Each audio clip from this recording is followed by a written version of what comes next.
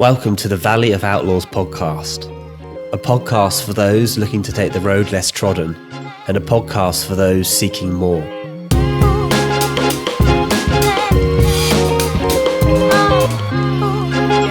About what? Why'd you name it Valley of Outlaws? It's my surname translated into Old English. What's your surname? Flindle.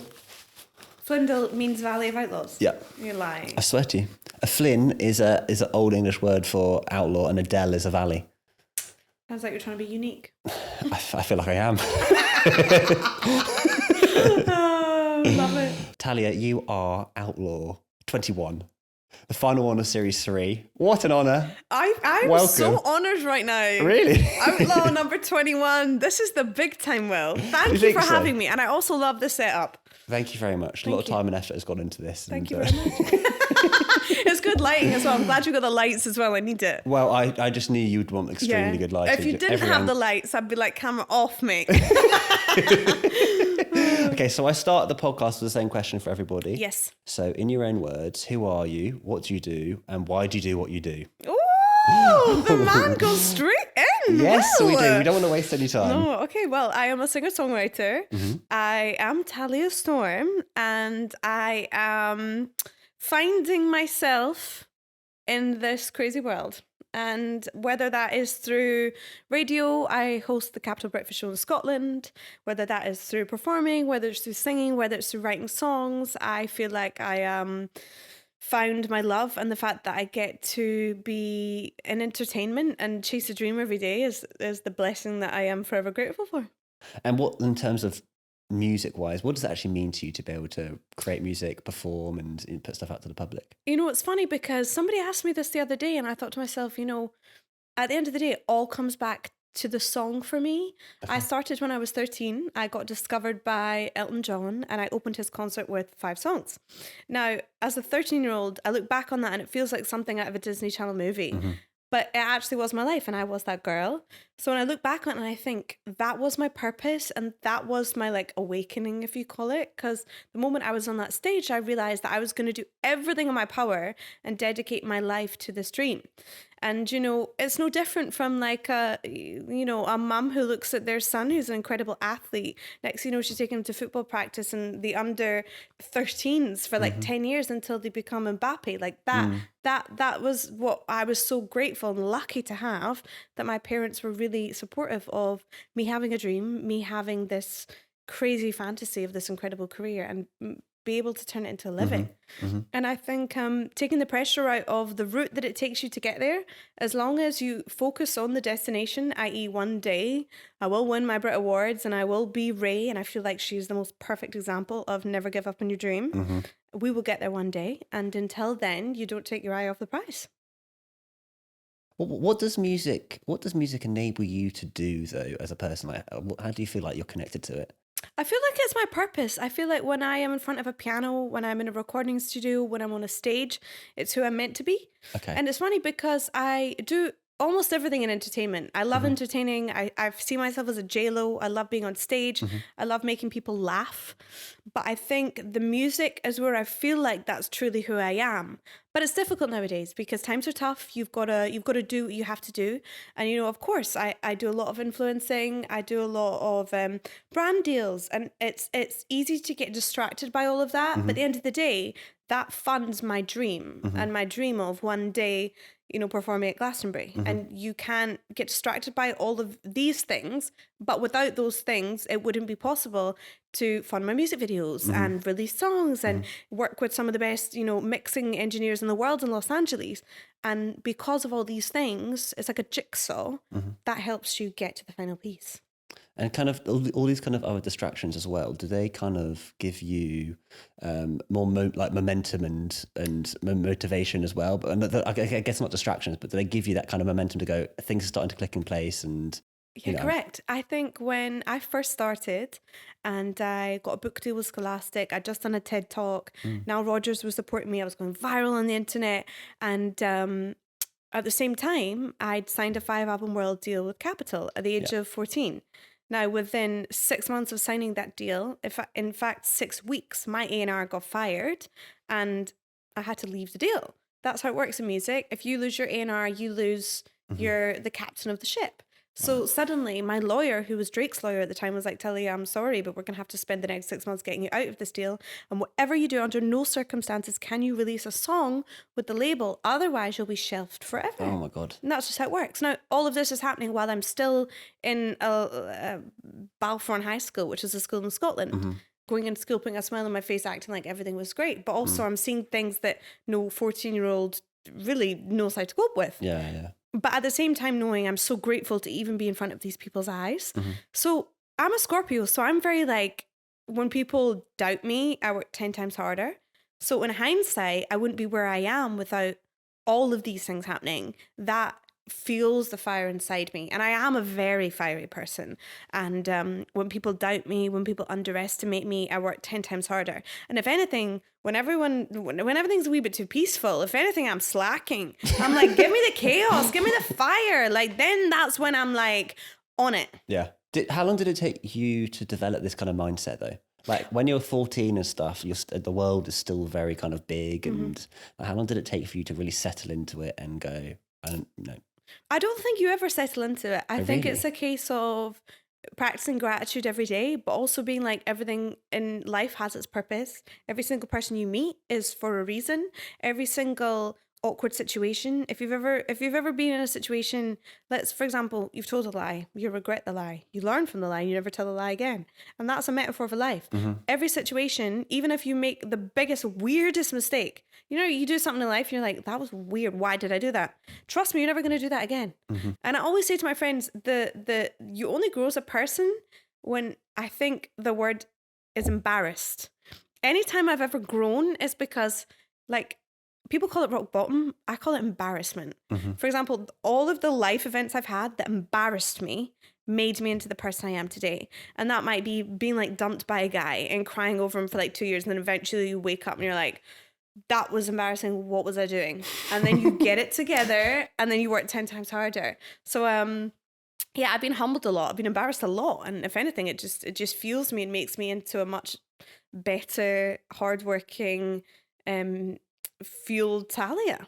What kind of embarrassments? I mean, do you want to go there? Do you want to go there? It could be anything. It could be a heartbreak. It could be like doing a weird thing in front of like somebody cool, and then you're like, why did I do that? But it's like, well, it happened, and then you're like, okay, now I've been humbled, and I'll never do that again. But you learned a lesson, and now you're a better person for the next person that's even cooler that you meet. Yeah. And I'm not talking about celebrities here. I'm just talking about someone that you valued. Yeah, of course, yeah. And how old were you when you first had this kind of vision of like being a singer or performer? Like, was it like from birth? Oh no, like... I was born with it. Ever since I was young, I wanted to be on stage. I wanted to perform. And it's funny because I once went on my first ever radio interview with BBC Radio 1 Extra. I literally must have been 14 years old. And I went on and I think it might have been DJ Ace at the time. And he was like, Tallia, what inspires you? And at this point, I'm like R&B, like my songs are cool. And I'm like, High School Musical. And I'll never forget it. And never again will I go on any sort of Capital X or Radio 1 Extra and say that I love High School Musical. I love Brent Faiyaz, Summer Walker, Lauryn Hill. And there I was talking about Troy Bolton and Gabriella. But that's what I mean. Still credit though. That's your prime example of like life is just one big lesson. Yeah. But it's true. I did grow up watching Disney Channel and thinking I want to be Gabriella. Yeah. And my dad plays jazz piano, so he really taught me everything I knew. Yeah. And he was really strict on us when we were younger. He said, you can't follow this until you're able to read music. You can't do this until you can play an instrument. And he didn't even let me pick up the instrument until I could read the music. And I think without that instilled in me, I wouldn't be who I am. And I'm so grateful that he was so tough on me. He was like, no, you can't go out to play. You got to go to your room and practice. And I'm so grateful for that because it's very easy as a kid to get distracted and want to go play on your bike.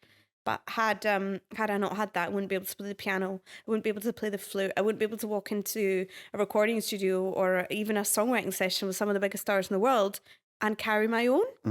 And I think when it comes down to it, confidence comes from knowing you're capable. And that could be from, I can sit next to Nile Rodgers in a writing session and I know what note he's playing. And I know what key he's in. And I know... I know my craft, and I think that's what it comes down to. So I think my parents are really, really good at being like, you know what? yeah, if you have a bad day, you have a great day. And on my bad days when I'm down, they're like, you know what, get up, work harder. And I think that's what they've instilled in me. If I'm ever having a like, I feel sorry for myself day, which we all have, it's like, hang on a minute. First of all, be grateful. Second of all, work harder and go again. And I don't think that will ever leave me. And I think that's really built who I am. I'm just in the middle of writing a blog post about doubt. And like when you have it, like picking the low hanging fruit is like the easiest way to get out of it. Like it's so important. You know, there's a rule I started recently, and it was any thought you have after 8 p.m. is not allowed. Oh, why? Why? Because it's not real. It's not live. For example, you know, when you wake up in the morning. So I wake up every morning at 4:30 for my breakfast show. Now, this is new to me because me and Will used to live in the same building, and I would wake up maybe 9 on an early day and start my day. 4:30 in Scotland to do the Capital Breakfast Show. That taught me a whole different resilience. Okay. And I think that's where I find my like, okay, the first half of the day is when you're on it. Second half of the day, I am tired. And that's when the doubt creeps in. That's when they're like, you know, oh, I should have done that differently. That's just overthinking. It's a waste of time. You're tired. You need sleep. You need to go to bed. Park it. Judge this tomorrow, 8 a.m. You know? So, yeah, that's what I say to myself. If I'm ever like trying to send a text at like 8 p.m. and I'm like, no. And phone's turned off. This could be with anything. This could be with like, I'm not just talking about careers. I'm talking about boys. I'm talking about girls, like whatever you want to do. After 8 p.m, just rein it in. It's a great rule, to be fair. Like, I actually really like that because it kind of also settles you down into just being a bit retrospective for yourself rather than still being out there and performing, projecting to the world. It's true. You know? It's true. And you know that 80% of our thoughts throughout the day are about ourselves. 80%. Really? Do you know how many thoughts we have in a day? Well, tell me. 60,000. Okay, great. So 80% of them. You can do the math. 80% of 60,000 are about you and about me. And I said to someone, they were like, well, no. And I'm like, no, but it is about you because you could be thinking about that thing you need to do for your sister. But that's about you because if you don't do that for your sister, then she's going to be upset at you and it's all inwards.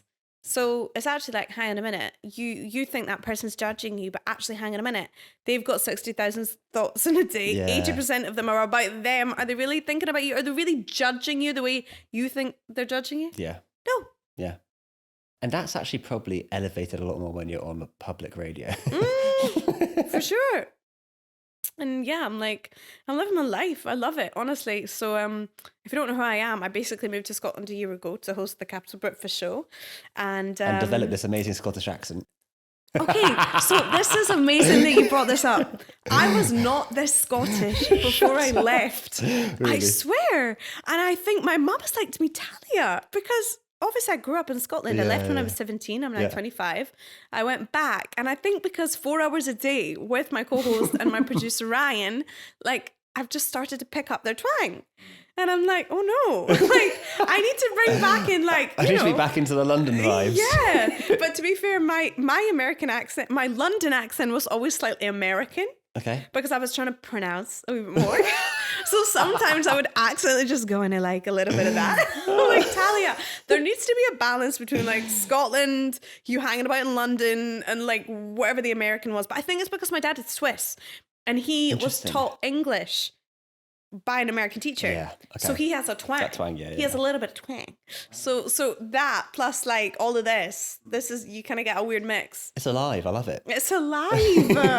Yes, Will. Okay, I'd love to talk about your parents in terms of like, you said your dad was a jazz piano and he had these certain rules for your music, but how kind of influential was he for you to follow your dreams and to go for that rather than following kind of a safety route or, you know, going... how far did you get with like education at school? Did you? Yeah, so I finished. I got straight A's in school. Yeah. I was really focused on school. I was really good at school, but I actually think that just came down to the fact that I was a massive loner, and I always felt like I was a little bit different because I was very switched on. I saw things a little bit differently, and I had this dream. So the fact that I didn't want to do sleepovers, I didn't want to do like birthday parties, like that was on me. That had nothing to do with my parents. So I felt like, how could I explain that to another like 12-year-old? Like they don't get it. And why would they get it? They don't care. So I just felt like I always kind of kept myself to myself.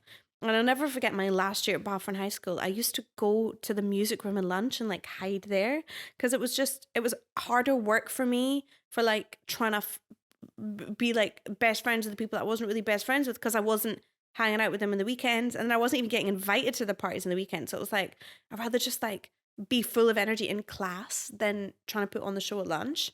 But that, I feel like that's just a Scorpio thing. That's nothing special to me. Like we all are quite like introverted extroverts, which I feel like I am. So I found kind of peace in like being my own. Has it shaped you into where you are now as well a little bit? Yeah, for sure. Like I have the smallest circle in the world. I reckon I have like 3 friends, and they've been my 3 friends for like 10 years. And I'm not, that doesn't bother me, and I make sure that those 3 friends get all my love rather than, but also there's nothing wrong with having a million friends. That's just, that's just not who I am. So, yeah, I think, what's funny though, I think at school, you don't really change. Like you can work and you can do all these things, but I'm really no different from the Tallia I was in Balfour High School in this tiny little village in Scotland. Just all your friends listen to on the radio now.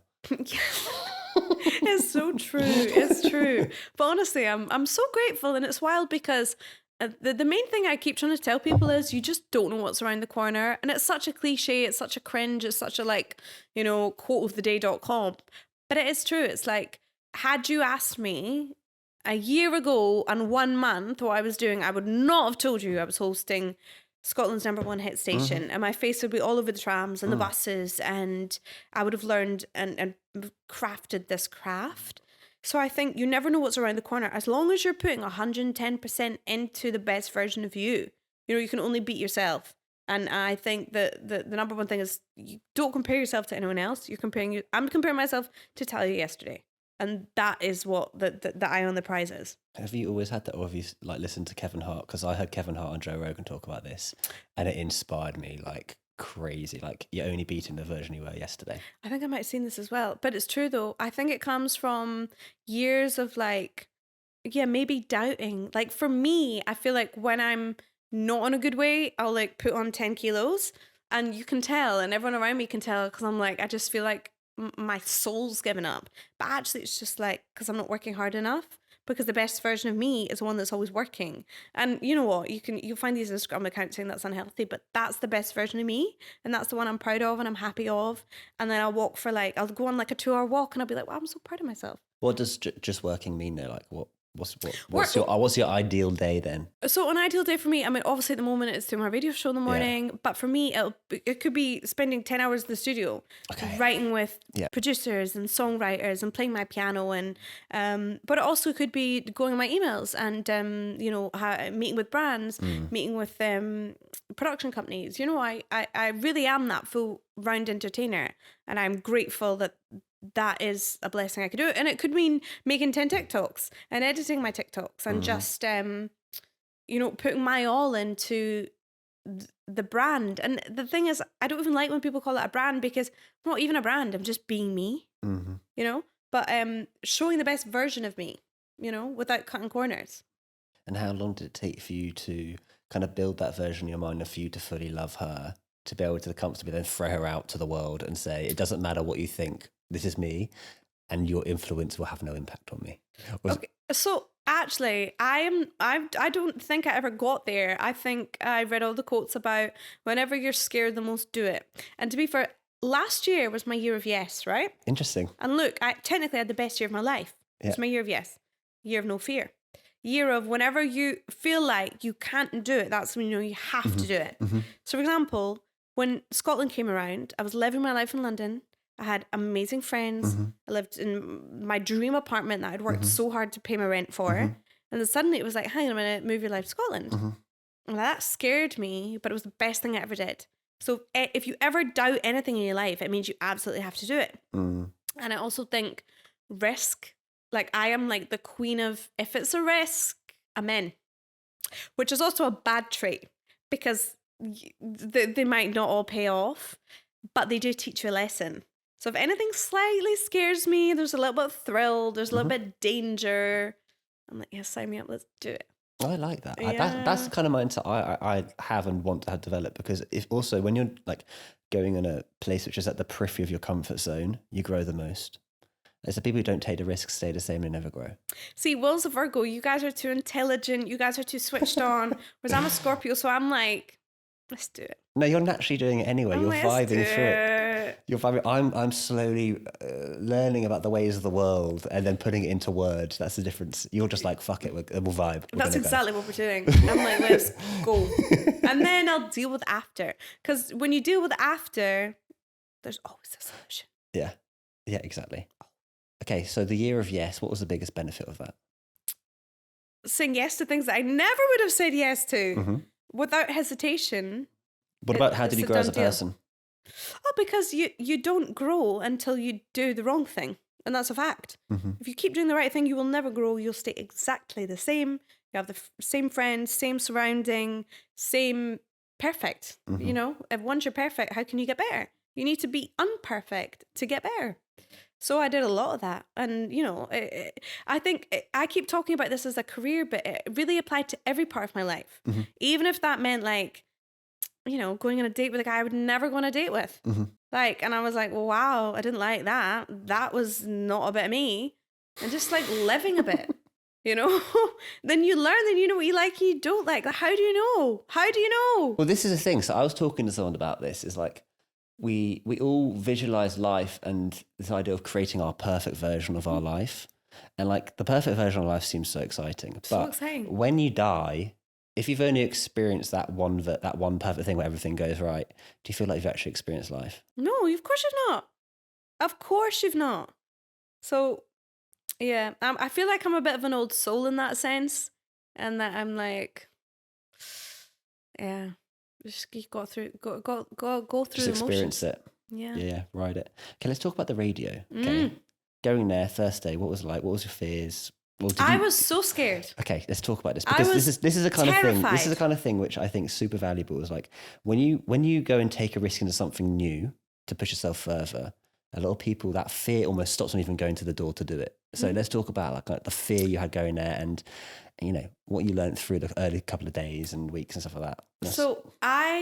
So it was just the Brit Awards there, and the year before was the Brit Awards, and I captioned the post "Controlled Chaos, the Year of No Fear."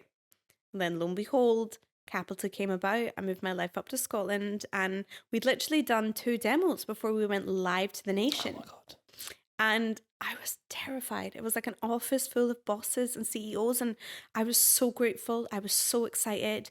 These incredible people in this room were like people I'd aspired to be, to work with, to even have a conversation with. And suddenly I'm like, this is game time. But also I think this is where my mom is really good, where she steps in and she's like, Tallia, you've been doing this for 10 years. You know, I'd hosted countless events, red carpets, interviews. You know, I hosted all the red carpets for the Radio 1 Teen Awards. Mm-hmm. You know, I'd speak for a living on my TikTok to millions of people, millions of views. So what was the difference? But it's so easy to get in your head about it. And you know, I'd done TEDx-teen, I'd hosted TEDx-teen, I'd hosted Wembley Arena in front of like 30,000 people live. There's no room for a mistake there. But there was just something about change that frightens everyone. But best thing I've ever done in my whole life, and I will forever be so grateful for the blessing of Capital Scotland and Global Capital family. And I think they are the most incredible environment, people, bosses, encouraging you, pushing you, and just giving me a chance when I technically needed it the most. How have you changed, I guess, from radio as well as a person?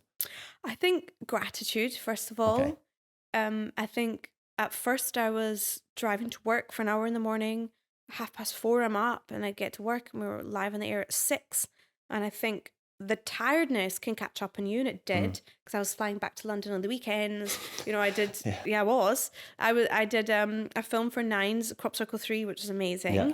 And I was finishing the radio at 10, and then I was filming the whole day. I was finishing with them filming the movie at 1, and I was literally getting 3 hours of sleep, still having to perform the next day. And I did that for about 3 weeks. And I think old me would have been like, OMG, like, this is just so much work. But new me was like, I'm so grateful to be busy. But again, that only comes from having no work. When the phone stops ringing, that's when you're allowed to be sad, not when you're overworked. So for me, I was like, this is my biggest blessing, my biggest dream come true, and I'm so grateful that I have these opportunities.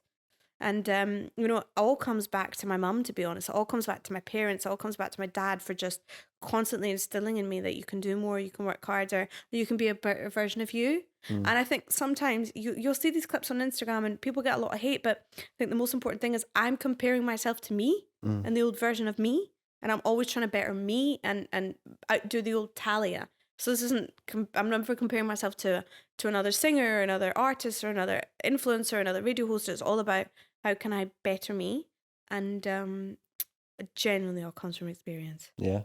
And your parents as well, like with your mum, in terms of that kind of calming figure and reminding you of your capabilities, is that kind of something which pushes you further, or is it just like a sounding board for you, or someone who you can kind of like rely off in some ways, and like in the tough times, I guess? My mum was my everything. Like I phone her about 10 times a day and I do drive her insane. But I think my mum is the reason where we are today.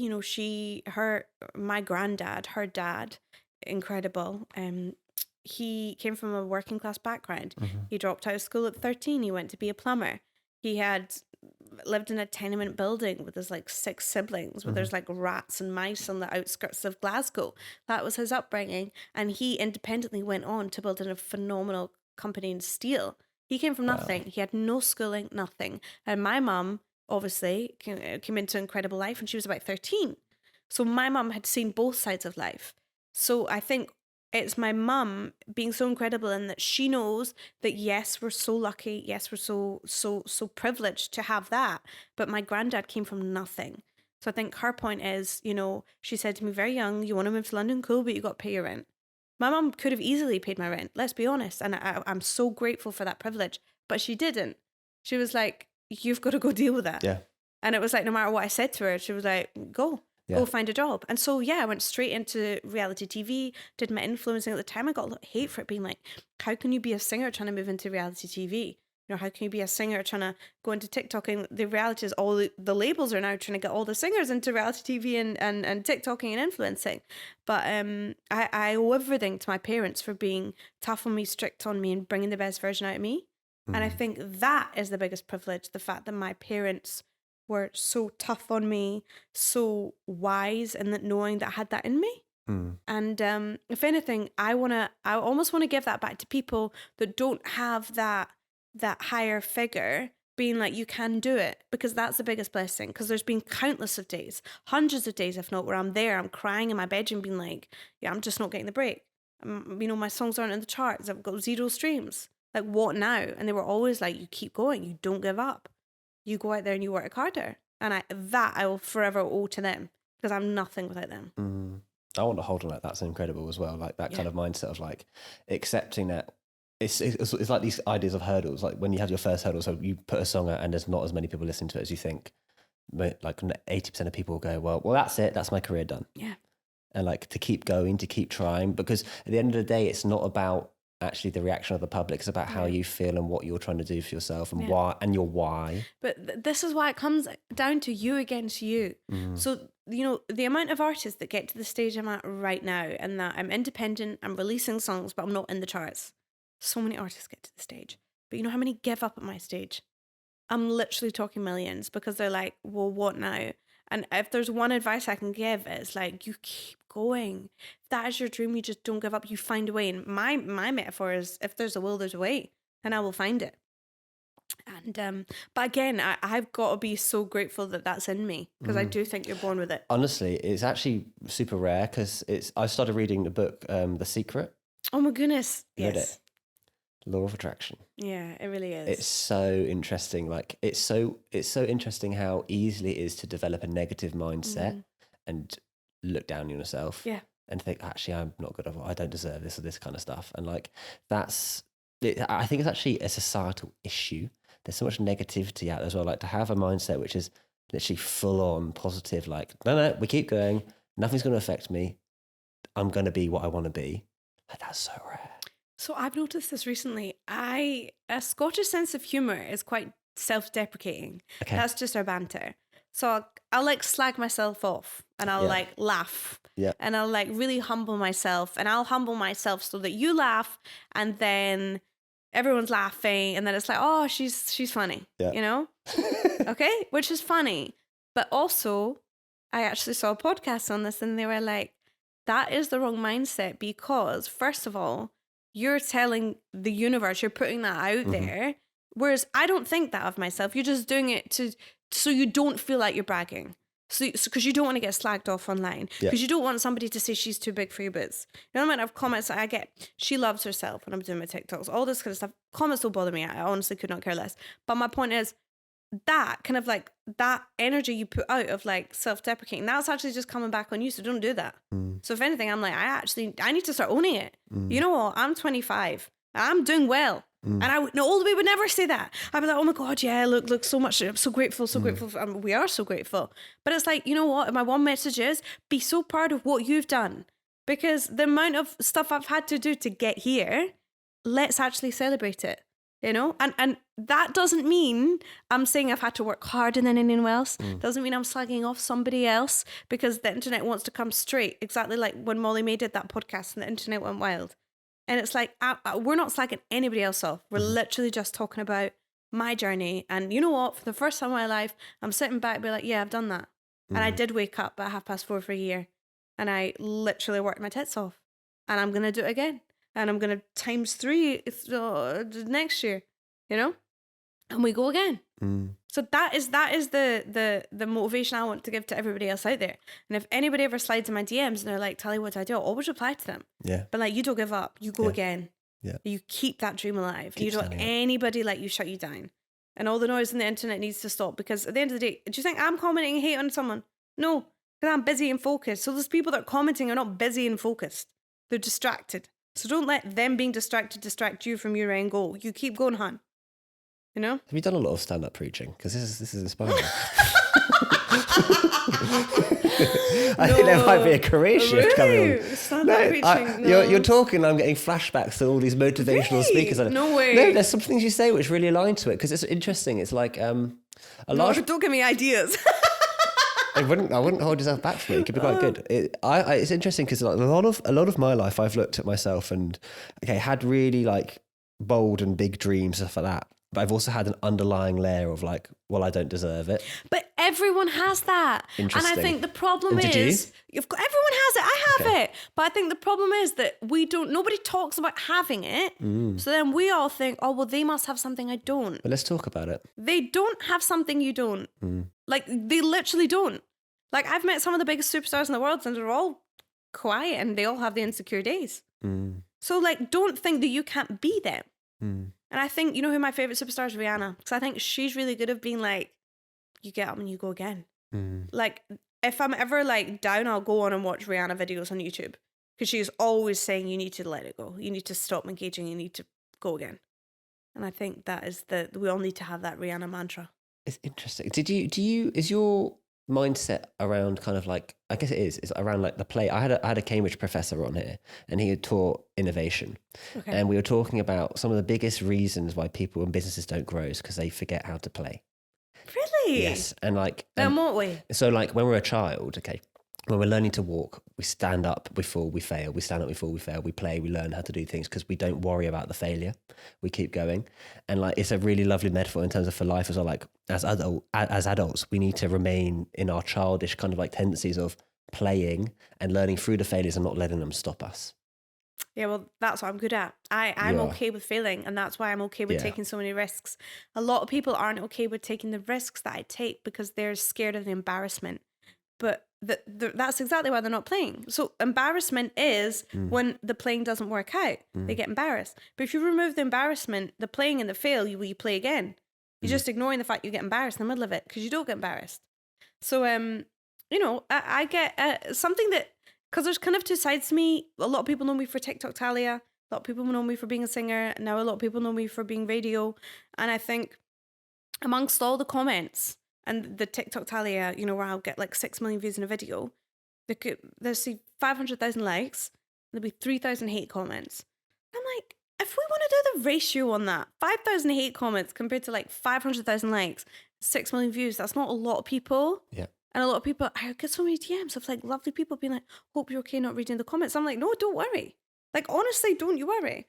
And that I have to be grateful for, that I have that, that You're not really giving them the power. unbothered, like I've got so much more work to do, and I've got learning to do. I've not figured it out. Don't think because I'm preaching right now that I think that I've got it all figured out. I've got so much more work to do. I've got so much more to discover about myself. Do you know what I love about it? And I'm going to say this in the nicest way without it's like a naivety to it as well. Like Correct. you're going in there Correct. and you're like, whatever is going to be is going to be. Yeah. But this is how I want to be now. Yeah. And like the presence and is. you know just what that like, comes down to? The word hope. And I think a lot of sadness in my days is because you lose the feeling of hope. But all you've got to do is relight hope. And hope is what allows you to get up, go again, take the risk, and get that end goal. So never lose hope, and don't let that darkness overcome, because everybody has it. Yeah. The music industry. Yes. It's quite intense. Like, how hard is it actually to work in that space and to feel the pressure of labels? Or, okay, you said you're not with a label at the moment. So how hard is it to then create your next track, constantly put it out there? Like, I spoke to a musician, it's Carl Lionheart I spoke to. He was the last person I spoke to. So he's signed up with Australian label, Australian kind of folk singer. Surfer dude, love him. I love him. But he was talking to me about this idea that a bit of pressure in terms of actually produce stuff, and he created an album which he thought was good, and when he handed it to the label they said this isn't great, and he only realized at that point he was creating music to basically get likes on Spotify, YouTube, as opposed to actually creating music which was for him. Like, how hard is it to maintain that position of writing truly from yourself rather than taking the influences outside of what people would like? I think the whole goal of music is, as long as you're making it for yourself and no one else, it's a win. Because if you make it for someone else and it's a fail, then what's left?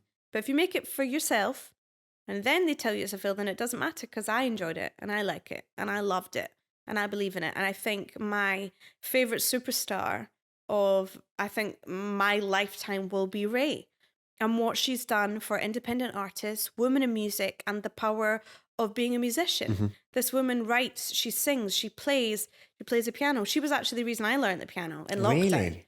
And I think it's easy to get distracted by the show business of it, and forget the craft.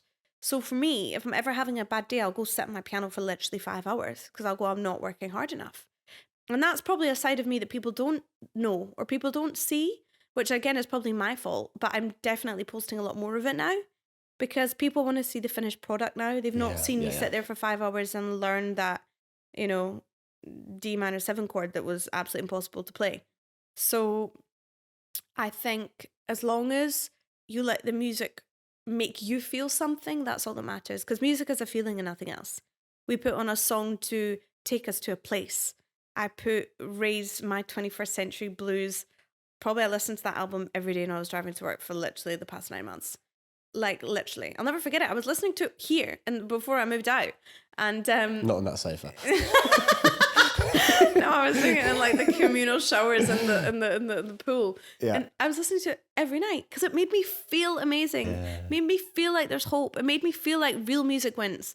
And that was my favourite Brit Awards of all time, out of all the years I've been invited, because Ray won all the awards. A singer, a songwriter, a musician, and a true artist from her. From no one else. You look at Ray and you know that there's no label exec trying to plot that plan. There's no plan there. It was emotion, real, raw, and honest. And if anything, if I could be half the artist Ray is, then that's a win. It's weird how everything's so synchronistic, because today I was talking to like one of my coaches about this mindset I developed of listening to too much music. Like used to listen to music at points where I was struggling or low, or like it allowed me to connect to my emotions in the most real way, and actually feel them and thrive with them and understand them and connect to my intuition in the best way. But I developed this mindset for some reason that listening to music too much was a distraction from all the other stuff, until recently, where I connected back to it and I was like, actually, that was bullshit. But it's so true, the power of music as well, to like actually get you to grow or to understand or to process all that kind of stuff. It's everybody has their own kind of taste and kind of like stuff they want to listen to, but it's important to remember that as well, like it is a connection to yourself in its truest essence. Absolutely. And that's my why in life, so we keep going. We keep going. Yeah, no, I like that. And So it was a Brits recently. I saw the big nice Union Jack jacket. The Union Jack jacket. Very cool. How so we've got this like the pressures of like creating music and doing that. What about the kind of like there's not a performance, but kind of like dressing up to kind of should show yourself as well to the world. So like the Brits, everybody's got these most extravagant outfits on. Like, is that just part of the play? Is there no other meaning to it, or is it just? I don't think it's that deep. I love it. I love putting on a show. I love entertaining. Okay. You know, I grew up on Lady Gaga wearing a meat dress and Rihanna wearing, 7-inch ball gowns. Like, that was my pop star growing up. So I think we need to bring more of that back, to be honest. Like, all these gorgeous dresses, cool. But like, if you're a pop star, give me pop star. Give me chaos. How do you find space for yourself in so much chaos and so much, like, your mindset is this whole idea of, I need to work. If not going, I need to work harder. But how do you find space for yourself to process, to think, to allow the creativity to flow back through? I think in Scotland, I definitely found myself, because suddenly I was removed from the big city and I didn't have any friends there. All of my friends I went to school with had either moved away or they were, working 9-to-5 jobs, and my day was very different. I'd be home by 6-7 o'clock and I'd be sleeping by 8. So our days didn't sync at all. So I was very lonely. But that also taught me to really dig deep on what I want and what path I want to take. Because, I do a lot of things and I'm very lucky for that. But actually just stopping and being like, okay, what is my purpose and what is my why? And sometimes my dad has been saying this for years. He said that we are all too distracted and everything around us that none of us feel boredom. And we need to feel boredom to find ourselves. So if anything, the boredom in Scotland gave me my drive back. So my dad's brilliant in that. He's like the wisest of them all. And he's always like, this is a mistake in society. No one's bored. The moment we're bored, we pick up our phone. Yeah. We put on a song, we'll put on a podcast, which I do every day and I love them. But it's like, hang on a minute, like actually be bored. Even like coloring in pencils and stuff like that. Like we've trained ourselves that we need to be actively doing something. But my happy medium is I'll go on a walk, which technically is still moving. No, it works. But it does work. I honestly, I do it every day if I need to have a break, or on the weekends. Last weekend I was up at 6:50 and I walked to Hyde Park. Yeah. Without music or anything, just to like create that space. Yeah. Since being in London this week, I was looking at my steps and I did 22 kilometers the day before yesterday, which is a half marathon. Yeah. Mental. Yeah. I walked that. Yeah. Without even noticing. Madness. And imagine if you ran it. No way. Don't push it, Will. Come on. I was proud of my walk. Anyway, I basically did this not as much, but like 18 yesterday, and I think I've done like 19 today. No, amazing. The power of the walk. Yeah. Find boredom. That's what I'm saying. That's the question we've got to ask. How do people find the boredom in their lives? But the problem is we're not finding the boredom. But had we found the boredom, I think we'd find ourselves. It's doing nothing. It's not turning on the TV. It's literally sitting in darkness and silence, not seeing a friend. I've practiced this. So my coach. Have you? Yeah. Wait, your coach said this. No way. Yeah. Oh my God, I'm getting like some sort of like, whoa. So you must be having deja vu. He challenged me to go to my bedroom every night, leave all technology outside, take a cup of tea and just sit there for an hour. 1 hour? Did you fall asleep or were you like... No, I just sat there and just let my thoughts go. Did it work? It's crazy. Did it work? It's crazy. It's crazy. Yeah. No because way. Because what the problem when we're talking about not having enough boredom, when we've got so much stuff coming into our lives, okay, we've got the distractions, we've got all these periphery thoughts here, which we think are so important. After 20 minutes of sitting and doing nothing and just processing those and letting them go, they're gone. Okay. So now the deeper thoughts, which are really what's been there for a while, have been ingrained there, are what start to appear. And so when you do it for a while, you come away with more clarity of what you want to do next than you would ever have done. And this is why whenever I go back to my mum's in the countryside, every morning I'll go and walk for an hour just through the countryside. Again, no music, to go and do it, to have my hour of like processing. Like the first 20 minutes is like... No music. I swear. You're a good man, Will. You're a very good man. It's important to do, like to find that time. Even that's why I love the swimming so much. Yeah. Because, it's... The swimming. Because the first 10 minutes for me are boring. I'm bored, and then suddenly you switch off, and then you're just swimming. You wait till you put your head under the water. Yeah. game changer. Yeah. You're gonna have to get some goggles when you're back. Yeah, I do need some goggles. Yeah. To be fair, you're right. It's honestly so powerful. Like it's actually something which people need to be more aware of. Is like, if you want to find the happiness in your life, get rid of everything and do nothing. Like meditation. Have you done meditation? You're a good man, Will. You're a very good man. Have you done meditation? No, I've not done it. No. But this is why it's a trend right now, because my dad was saying this. If you think about it, you were talking earlier about me being slightly naive in a good way. TikTok, that's Delulu. If anything, we're just encouraging people to just take the risk and be more naive. But now the trend is Delulu. Meditation all over TikTok. It's literally just trying to find the power of boredom. We're just rebranding it in a slightly more glamorous way. But the simple skills never die, i.e. be slightly naive if you want to have that dream. Yeah. Take the power of being still, meditate, be bored. You get results. Yeah. Can we talk about your kind of writing process for music and stuff like that? Like, how does it go for you? What's your kind of starting point? It's voice notes. It's everything I do. I just sing into my phone. I mean, but the difficulty is I have so many ideas in my voice notes. I really need to take more days to go through them all because I won't even label them. I'll literally just sing to myself. Like even when I was walking here, I literally did a voice note and there'll just be me like singing a line or a lyric or something I've come up with.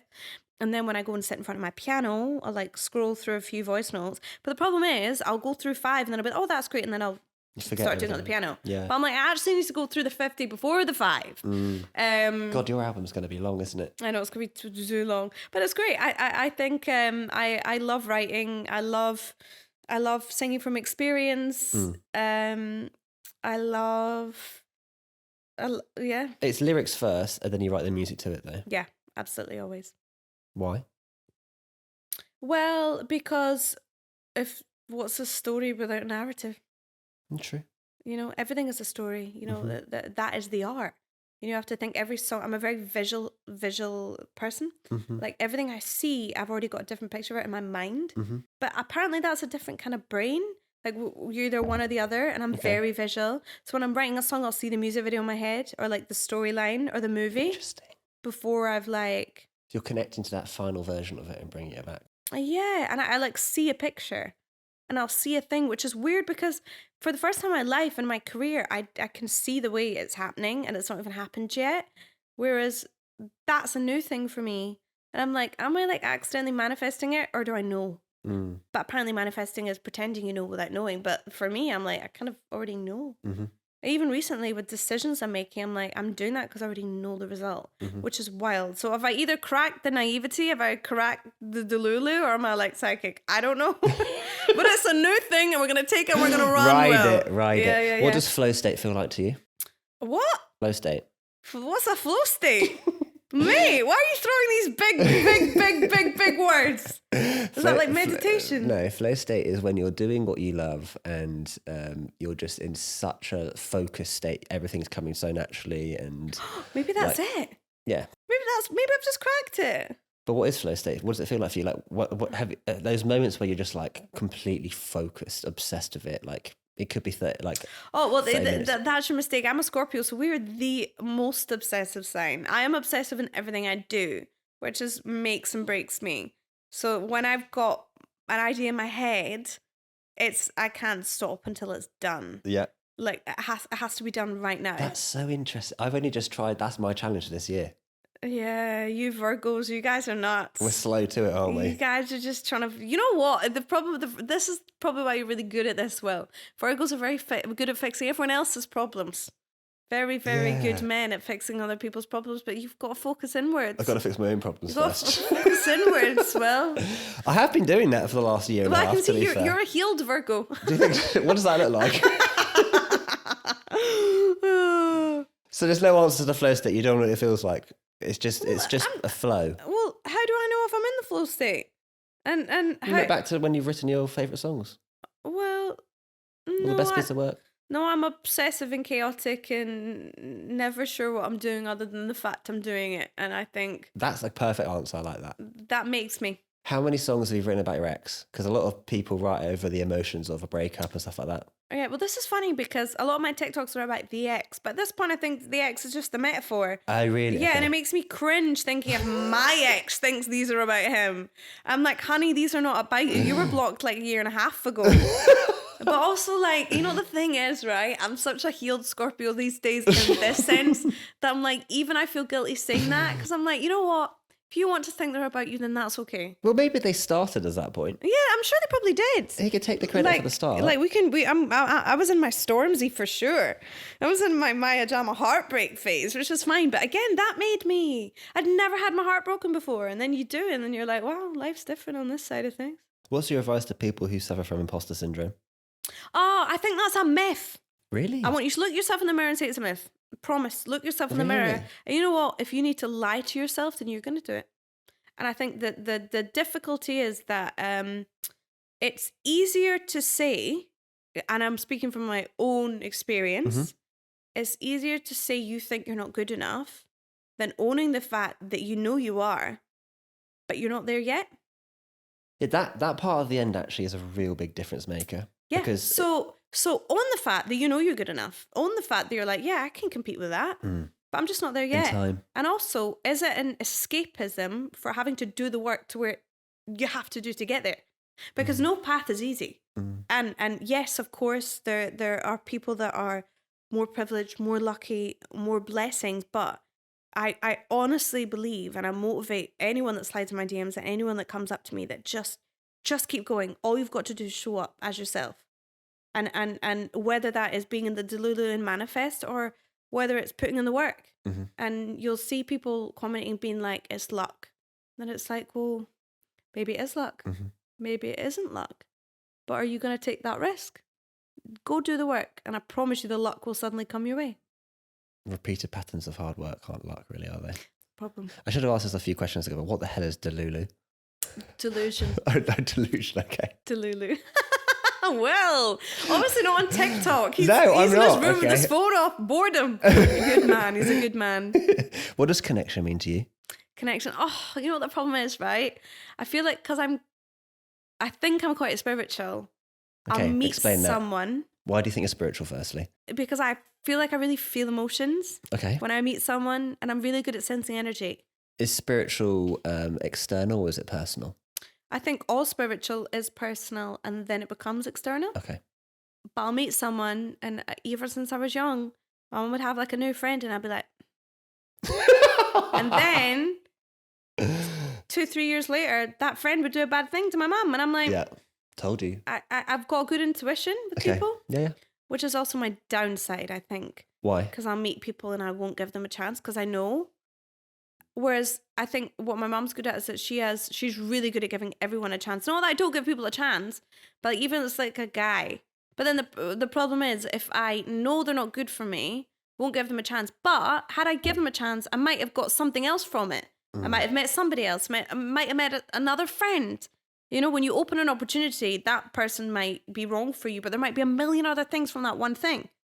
So my bad thing is I shut things off quickly. I'm like, no, not worth my time. I know you're a badness for me. I'm not talking career. This could be in love. This could be relationship. This could be in people. But I think this comes from the extroverted introvert. Like and you know, that's just the Scorpio way of life. I'd rather be on my own, to be honest. When did you get into the star signs?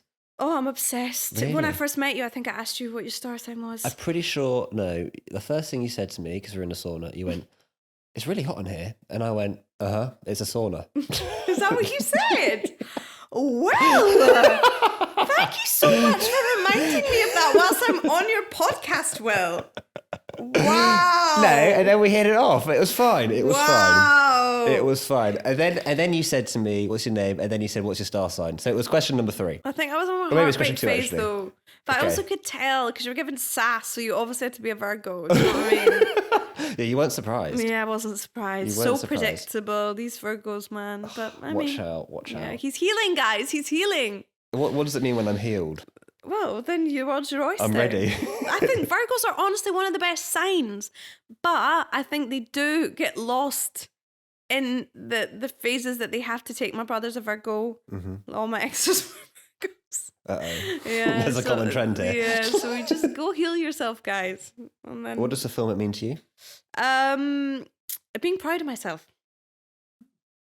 Yeah, being proud of myself. I'm so tough on myself, and I give myself such a hard time. And I think probably a lot of people wouldn't think that from the outside, but no matter how mean these comments are, they're not worse than what You're saying. I think of myself on a bad day. How does that affect your mental health? Well, Or do you not let it get there? no, I think that is my mental health. Okay. Full stop. Okay. So I think when people are commenting loads of hate on my stuff, and then I get people being like, "Oh, I hope you're okay from the hate," I'm like, "Oh, honey, I'm judging myself far worse than those comments." You know, you spend a day in my head, Yeah. and then we can talk. But Yeah. I'm not one of these people that it's such a me thing. You know, no one can fix it other than me. I've got to put in the work. I've got to put in the time. You're taking responsibility.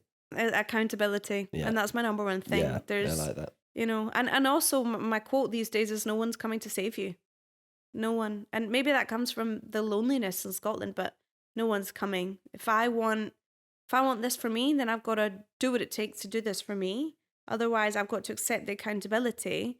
Then I am where I am, and this is what it is. I like that. Okay, final 5 questions. Okay. Oof. Okay.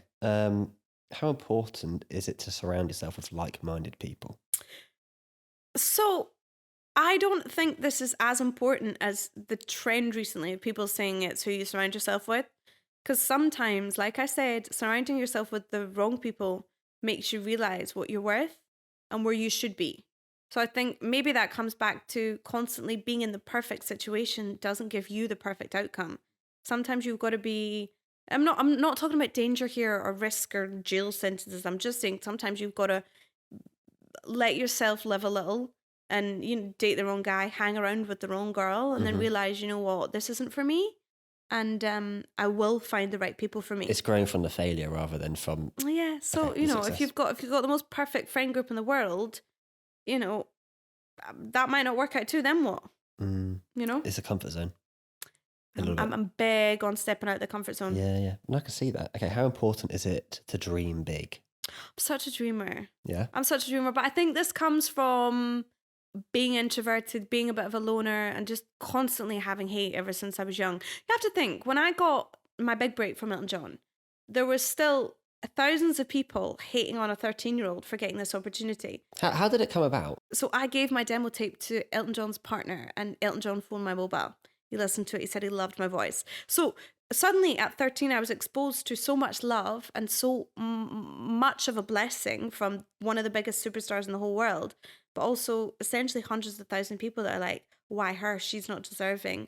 This is fake. This isn't real. And I'm like, how does a 13-year-old process that? I was just going to ask that. But how? Well, but then again, I'm such a big believer in everything happens for a reason. Like, God knew that I could handle that. And I could handle that. And I'm still here. And I've still not reached where I want to be, but I'm still going. And all of that has not fazed me. And if anything, within the last couple of months, I think it's the first time in my life I'm actually proud of myself. And maybe that's because I am able to buy my brother an Xbox. I am able to buy my sister presents and pay for my rent, whereas I could never do that before. So now I feel like I'm starting to be really proud of myself because I am making money and I do work very hard. No credit to you. And I've never felt that sense of worth before, but I think finally I'm arriving there. Yeah. And, we keep going. Yeah. Are you a long-term or short-term thinker? Both. And that creates chaos. Everyone says this. Yeah. Because short-term for thrill, long-term for stability. Interesting. But the most of the time, the biggest blessings come from the short-term thrill. Even though we're led to believe that the long-term stability will get us there. Trust me, all my biggest breaks in life have come from the short-term thrill chaos. Never the one thing that I've invested the longest in that will get me there one day. It's always the chaos of, yes, let's go, do it. Yeah. Do the meeting, say the rogue thing. Yeah. Just throw yourself out there. Yeah. No, I like that. Okay, one lesson you'd like to teach your future children about life and happiness. Don't take it too seriously. Yep. I think I always used to get this and I never used to understand it. Like, we were talking about this the other day. I did a show called Celebrity Karaoke Club and I went on there and I got voted off in the first episode because I'm a singer and I was singing properly. And then all the other reality stars who were amazing were obviously just having fun with it. Yeah. And they voted me off and they were like, she was taking it too seriously.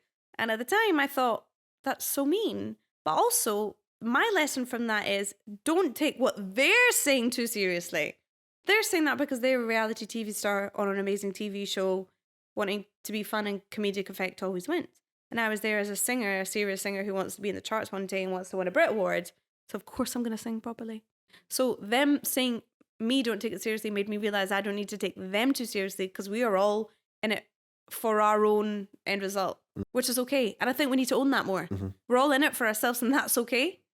We need to stop pretending that everything is outward facing. Yeah. Can we all own the fact that we are all doing this one thing for us? Yeah. And maybe it's the influencer culture, and I'm doing this for you. You know, because we're taught outwards. Can we actually just own the fact that we're starting that fragrance to make millions, and we're not doing it because we want you to smell better? Yeah. You know, I've not done a fragrance yet. I'm sure I will one day, but I'm just saying, let's own the fact that this is, we love ourselves and we want to do it for us. And I own that. Let's take it on our chin. Say it with our chest. You need to open a church. I've decided. Okay, final question. So for any young budding musicians, apart from don't give up, because you've said this earlier a lot. Yes. What are the keys to succeeding and following your dreams? Love what you do. You can't see this as a job, because it's not a job, because you will probably make all your money from everything other than the music to begin with. Eventually, if you're Ed Sheeran and you're on a Eras tour like Taylor Swift, of course you can be making millions, but you'll probably make your most money from your song being synced on that one film, and then you got a cut from that and it got the theme tune for that, or you got a writing credit on that. But you need to take the pressure out of this being a job. And I think find every other way how you can keep the shit moving. Because I think most of my friends that started in music, who were like, I can't do anything else, I need to focus 100% on the music, all don't do music anymore. So allow yourself to know that it's okay to do other things as well. Whether that means having a job in a coffee shop. Don't let anybody judge you for that. This is at the end, chasing the end goal. Always keep your eye on the prize. And I know it always comes back to don't give up, but it's more than that. It's like, be okay with knowing the fact that this is going to take so much more than just that to get there. So if that means going on Love Island, do it. Incredible, phenomenal. You know, the amount of like stars that go on Love Island and get hate for it because they're like, you're pushing your career. We're all pushing our career, Hans. No matter what business you're in. Well, they went on Love Island for fame. And what?